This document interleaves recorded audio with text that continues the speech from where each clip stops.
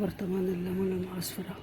شايفين عاملين ازاي؟ شايفين شايفين شايفين شايفين شكله. والهنا والشفا اللي هياكله. الأول طبعا بغسله كده بالمية بحط مية بارة ماشي قبل ما يسلق. بعدين بحطه في مية بتغلي على النار وأقلب فيه لغاية بس ما المية تغلي تاني ماشي. بقلب فيه كل شوية من فوق لتحت كده ماشي اهو. خلاص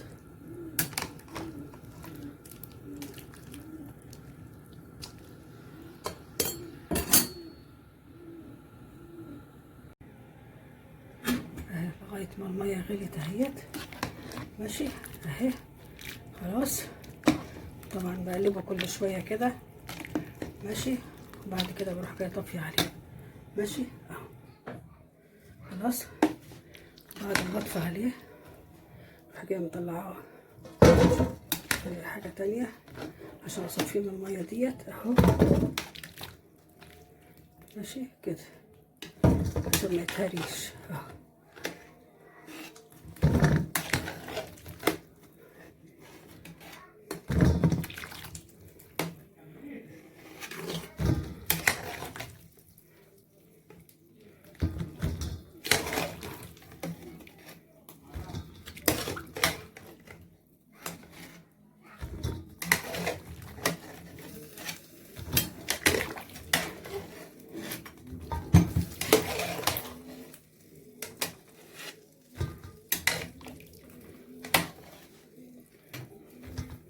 لغاية ما اخلص الكمية كلها.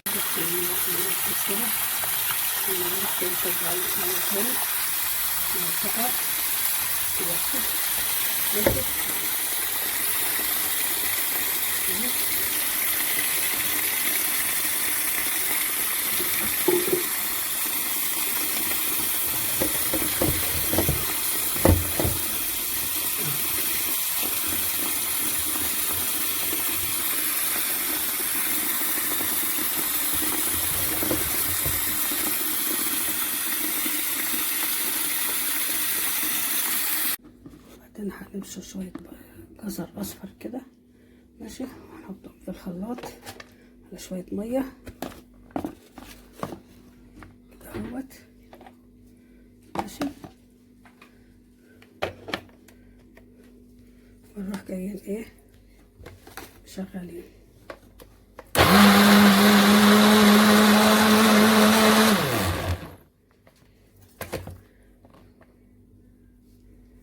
وبعد كده بقى بمسك كل واحدة بقطعها 4 كده كده اهو يعني كده اهو ماشي. كله كده اهو مرة كده بالطول ومرة الناحية التانية كده 4 كده 4 مرات 4 اهي كله بقى كده. خلاص ماشي. دي الخطوة التانية. الخطوة التالتة بقى اللي هو هبدأ احشيه. خلاص بعدين هنمشي شوية جزر اصفر كده ماشي. هنحطهم في الخلاط على شوية مية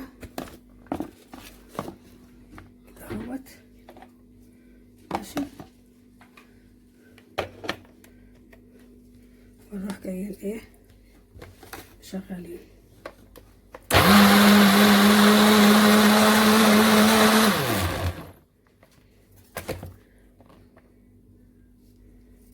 وبعد كده بقى انا بقى بعمل الحشوة بتاعته عبارة عن ملح وعصفر ماشي.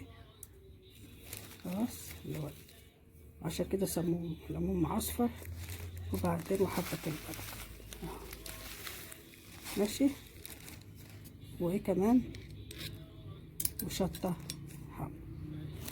خلاص بقلب كل ده طبعا على بعضيه كده اهوت كده ماشي. بعد بمسك بقى كل ليمونة واحشيها من الخليط ده. ماشي. نسيت اقول لكم كان بحط ايه، شوية ايه، عصير جزر اصفر. كنت عاملاه اللي هو عملته في الخلاط، باخد حبة من اللي انا عملتهم في الخلاط وبحطهم معاه في الحشو. بعدين بمسك كل واحدة واروح جاي حاشيها كده. ماشي.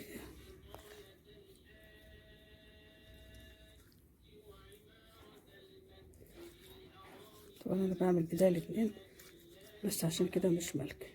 اهو خلاص اهو يبقى كده كله بقى بحشي كده بالطريقة دي كده اهو، شايفين كله بقى كده. ماشي. وبعدين برصه في البرطمان وبحط طبعا فيه شطة خضراء معاه. ماشي. لغاية ما يخلص البرطمان وبحط له بعد كده ايه، المحلول الملح واللي هو العصير الجزر اللي انا عامله ده، اللي هو ده. ماشي. وكده اهوت بعد ما حشيته كله اهوت قطعته اربع زي ما وريتكم بيتقطع ازاي، وبعدين وحشيته كله اهو كده. ماشي.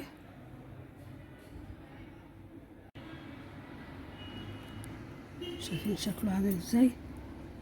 بسم الله ما شاء الله، شكله يتاكل كده حاف كده من قبل حتى ما يتخلل. شايفين؟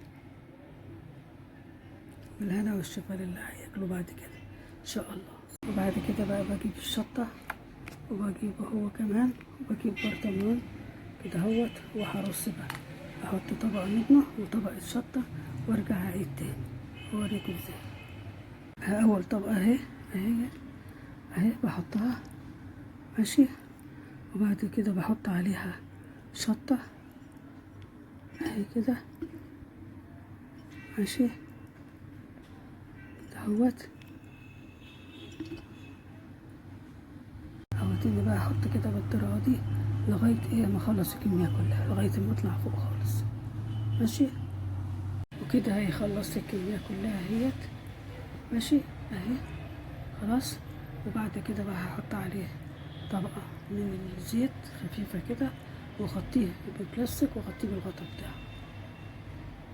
وان شاء الله بالهنا والشفا اللي هيكون منه. متنساش طبعا اخر حاجة اللي احنا نحط له زيت على وشه كده. ماشي. قبل ما نغطيه طبعا.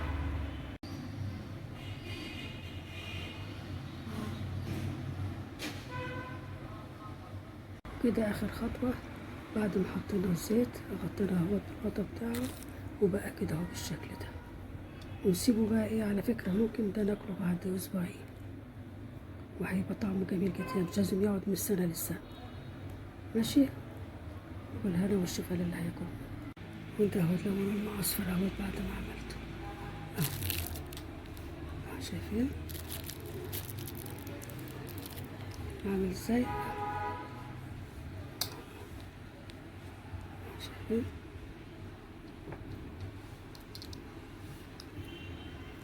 شايفين؟